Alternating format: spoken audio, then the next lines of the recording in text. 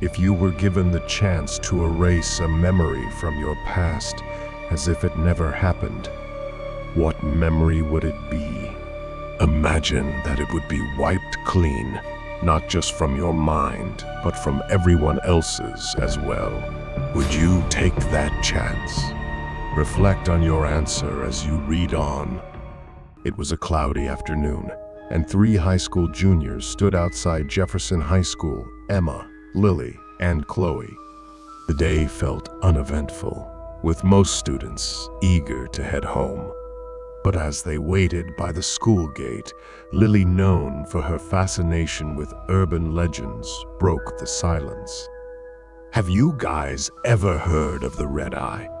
Lily asked, her voice tinged with a sinister curiosity. Emma raised an eyebrow. "The Red Eye? What is that? Some kind of horror movie?" Lily shook her head, her lips curling into a mysterious smile. "No, it's not a movie. It's a game, a haunted game. And if you play it correctly, you can erase one memory from your life forever." Chloe's face paled. "Erase a memory? Like, completely?" "Yep," Lily said, lowering her voice to a near whisper. "But there's a catch. Once you play it, you can never tell anyone you did. Not a soul." Emma crossed her arms.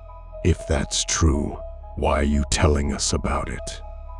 Lily's smile faltered.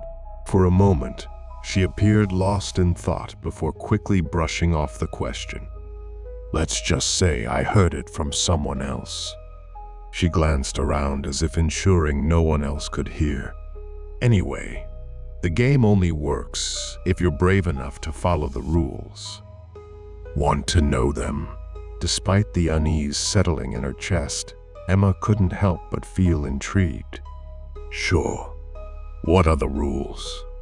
Lily leaned in closer. "You need to be alone at home. Turn off all the lights. Light 3 candles. And write the name of your painful memory on a piece of paper using blood. Then, you have to follow the steps exactly as they come to you. Mess it up, and well, let's just say it won't end well." Chloe shuddered. "This is insane. Why would anyone do that?" But Emma couldn't stop thinking about it. She had a memory she desperately wanted to erase. Her best friend, Sarah, had died in a car accident just 3 months earlier. The guilt and grief weighed on her like a heavy stone. There was even the slightest chance this game could undo that tragedy.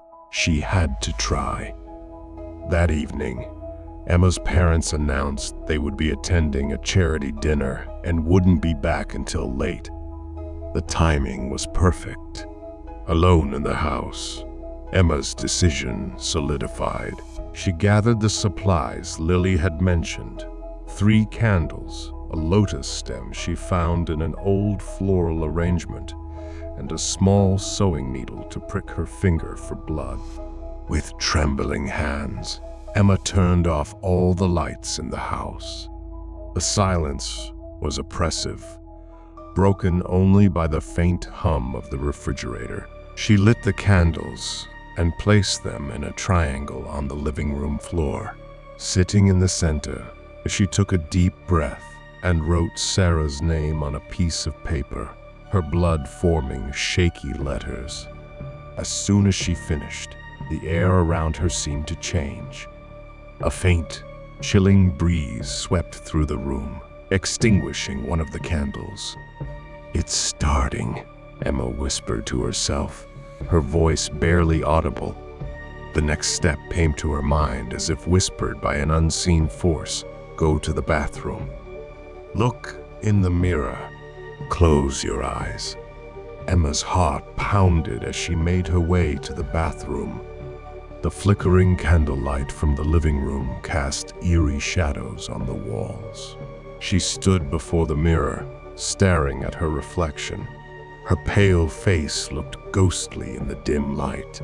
Swallowing her fear, she closed her eyes. Immediately, she heard it, the sound of a child crying. The sobs were distant at first, but grew louder, accompanied by the grotesque sound of bones cracking. The noise was so vivid, so real, that Emma's knees threatened to buckle. She clenched her fists, resisting the urge to open her eyes. "Don't look," she whispered to herself. "Don't look." The crying stopped. The silence was deafening. Slowly, Emma opened her eyes. In the mirror, standing behind her, was the reflection of a little girl. Her skin was pale as snow, her eyes hollow and lifeless. She wore a tattered white dress and a red ribbon in her hair. The girl reached up, removed the ribbon, and handed it to Emma through the mirror. Emma hesitated, but something compelled her to take it. The moment the ribbon touched her hand, the little girl vanished, and the bathroom returned to normal.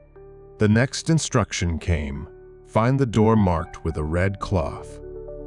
Emma stepped cautiously back into the hallway. Her heart nearly stopped when she saw it. Her bedroom door, once ordinary, now had a piece of red cloth tied to the handle. She approached it with hesitant steps, her breathing shallow. Pushing the door open, she found her room transformed. Everything was gone: her bed, her posters, her desk. In their place was a single wooden table and 2 chairs. Sitting on one of the chairs was a shadowy figure, its form indistinct, but its presence suffocating. The figure gestured for Emma to sit. She obeyed, her legs trembling as she lowered herself into the chair. On the table lay a plate and a sharp knife. The figure spoke, its voice a guttural whisper, "Your nail." Emma stared at it in horror. What? "Your nail," it repeated, more insistent this time. Shaking, Emma picked up the knife and hesitantly cut off a small piece of her fingernail. She placed it on the plate. The figure's shadowy hand swept over it, and the nail vanished. "Your finger," it demanded next. Tears streamed down Emma's face as she sliced off the tip of her pinky finger. The pain was excruciating, but she placed it on the plate. The process continued, each demand more gruesome than the last, until finally the figure whispered, "Your heart." Emma froze. She couldn't do it. She wouldn't do it. Then she remembered the red ribbon. With trembling hands, she placed it on the plate instead.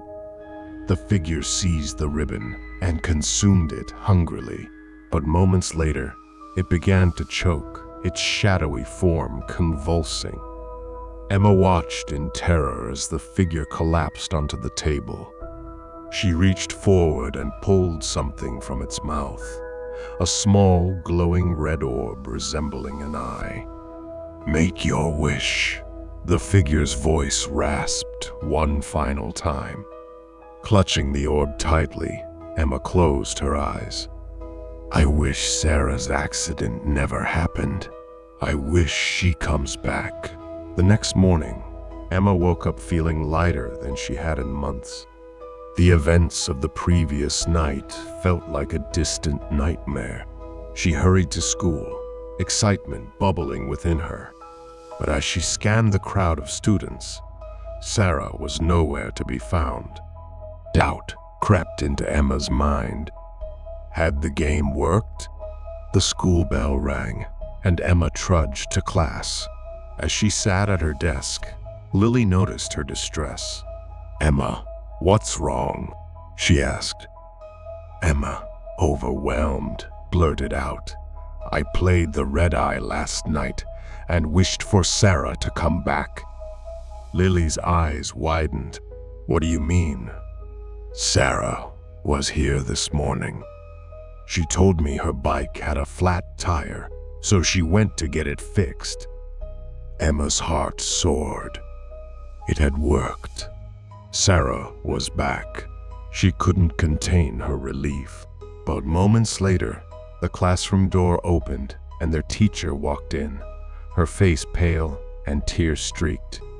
She took a deep breath before announcing, I have some tragic news. Sarah was in a car accident this morning. She didn't survive. Emma's world shattered. She had brought Sarah back only to lose her again. The weight of her grief was now doubled, and the haunting reality of the red eye would stay with her forever. Would you play the game if given the chance? Share your thoughts if you dare.